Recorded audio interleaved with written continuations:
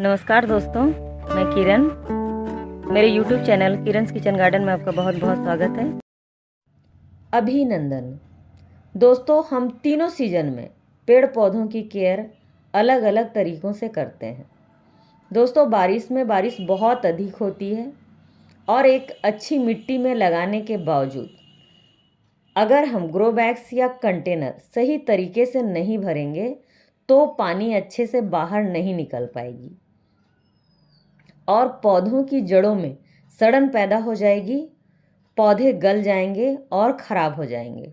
तो आज मैं आपको यही बताऊंगी कि बारिश की सब्जियों को लगाने के लिए हम किस प्रकार से ग्रो बैग्स भरें कि हमें अच्छी हार्वेस्टिंग मिले, हमारे पेड़ पौधों में सड़न ना हो, उसकी जड़ें स्वस्थ रहें, पेड़ पौधे स्वस्थ रहें, उसमें अच्छे से फल आएँ, फूल आएँ और हमें बहुत ही अच्छी हार्वेस्टिंग सभी पेड़ पौधों से मिल सके। मैं ग्रो बैग या कंटेनर कैसे भरती हूँ, चलिए आपको दिखाती हूँ। दोस्तों, जैसा कि आप देख सकते हो, यहाँ आधी सड़ी पत्तियाँ रखी हुई हैं। इसे मैंने मार्च अप्रैल के मंथ में बाहर से मंगवाया था और एक जगह पर इसे ज़मीन में ही स्टोर करके छोड़ रखा था। उसके ऊपर से मैंने थोड़ी बहुत मिट्टी डाल रखी थी और हर दूसरे या तीसरे दिन पानी का छिड़काव करती थी, जिसके कारण पत्तियाँ आधी सड़ चुकी हैं। और आज मैं इसे धूप दिखा रही हूँ। इसका इस्तेमाल मैं अपने सभी कंटेनर्स में, ग्रो बैग्स में करने वाली हूँ। दोस्तों, मैं हर सीज़न में पत्तियाँ जमा करती हूँ और हर सीज़न के पेड़ पौधों को लगाने के लिए मैं इसी तरह से पत्तियों का इस्तेमाल करती हूँ अपने सभी ग्रो बैग्स में। तो चलिए मैं कैसे कंटेनर भरती हूँ दिखाती हूँ। दोस्तों, यहाँ आप देख सकते हो थर्माकोल की कंटेनर है और यहाँ मिट्टी तैयार है, जिसे मैंने पूरे पोषक तत्व डालकर मिट्टी बना रखी है। और मिट्टी कैसे बनाती हूँ ये मैंने आपको बता रखा है। और इन सभी कंटेनर्स में मैंने नीचे 5-5 छेद कर रखे हैं और सभी में इस तरह से देखिए मैंने पत्तियाँ डाल रखी है।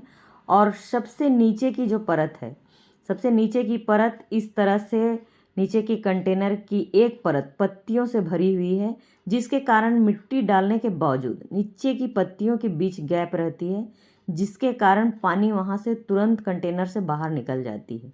इस तरह से पत्तियों का इस्तेमाल करने से कई फ़ायदे होते हैं। पानी तो बाहर निकलती ही है आसानी से, कंटेनर भी हल्की हो जाती है, मिट्टी कम लगती है, इससे छत भी हल्की होती है। आपको हर सीज़न बिना वेट किए फ्री की खाद मिल जाती है और आपकी मिट्टी बहुत ही भुरभुरी हो जाती है। एक सीज़न के बाद, 2 सीज़न के बाद आप देखोगे कि आपकी मिट्टी पत्तियों की खाद से बहुत ही भुरभुरी हो जाती है। आप देख सकते हो मिट्टी कितनी भुरभुरी लग रही है। तो इस तरह से आप देख सकते हो, दबा रही हूँ तो गैप गैप भी लग रही है। तो इसकी वजह से पानी जो है बारिश की बहुत आसानी से निकल जाती है। ये प्याज के छिलके हैं, मैंने सबसे नीचे पत्तियां बिछा रखी है, उसके बाद 2 बाल्टी मिट्टी डाल दी है और इसके ऊपर अब मैं प्याज के छिलके डाल रही हूँ। और प्याज के छिलके आप देख सकते हो मैं बहुत अधिक मात्रा में डाल रही हूँ। दोस्तों, प्याज के छिलकों में मैग्नीशियम, पोटेशियम, कैल्शियम, आयरन और सल्फर जैसे पोषक तत्व पाई जाती हैं, जो पेड़ पौधों के अच्छे विकास के लिए, उसमें फल आने में, फल बनने में, फलों के विकास में बहुत ही सहयोगी होती हैं। बारिश के मौसम में इसका इस्तेमाल आप डायरेक्ट मिट्टी में कर सकते हो, क्योंकि बारिश के दिनों में हमें ठोस खाद ही डालनी है, लिक्विड खाद का प्रयोग बिल्कुल भी नहीं करना है। आप इसे मिक्सी में छोटे टुकड़े करके भी आप डाल सकते हो। आपके पास प्याज के छिलके ना हो तो आप इसकी जगह किचन वेस्ट का भी इस्तेमाल कर सकते हो। प्याज के छिलकों के ऊपर मैंने फिर से 2 बाल्टी और आधी बाल्टी मिट्टी डाल दी है। बेल वाली सब्जियों के लिए मैं इसी प्रकार से कंटेनर तैयार करती हूँ। दोस्तों, आपके मन में एक सवाल ज़रूर उठ रही होगी कि इतने सारे प्याज के छिलके मेरे पास कहाँ से आते हैं। दोस्तों, मैंने इसे मार्केट से मंगवाया है, मैं मार्केट से लेकर आती हूँ इसे।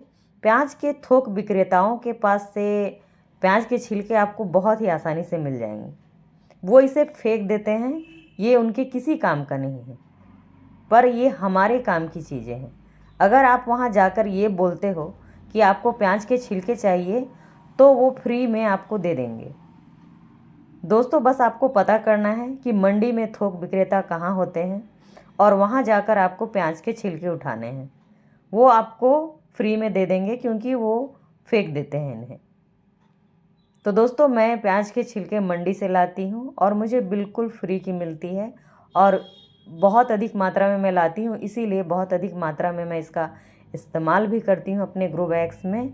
तो आप भी इस तरह से मार्केट से प्याज के छिलके लाइए और अपने ग्रो बैग्स में इसका इस्तेमाल कीजिए, आपको इसका बहुत ही अच्छा रिजल्ट मिलेगा। आप देखिएगा इसके रिजल्ट कितने अच्छे होते हैं। मैं अपने बेल वर्गीय सब्जियों के लिए प्याज के छिलकों का इस्तेमाल बहुत अधिक मात्रा में करती हूँ इस प्रकार से।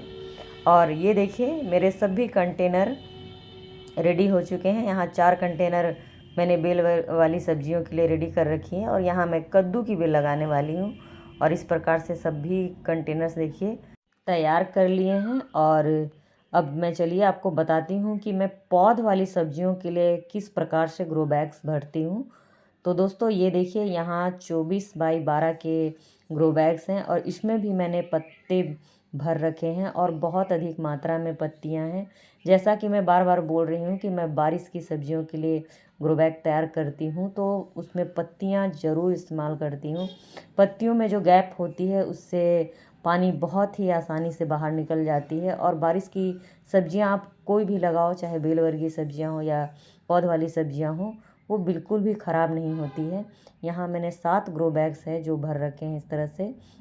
और यहाँ मैं भिंडी लगाने वाली हूँ बारिश की।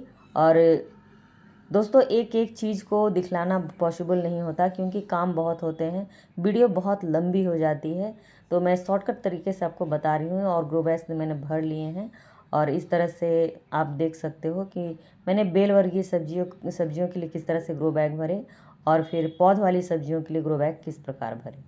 तो दोस्तों सिंपल तरीके से मैंने बताया है। आपको अच्छी लगी हो तो प्लीज़ इसे लाइक करें, सब्सक्राइब करें और कमेंट भी करें। मिलते हैं नेक्स्ट वीडियो में, तब तक के लिए नमस्कार।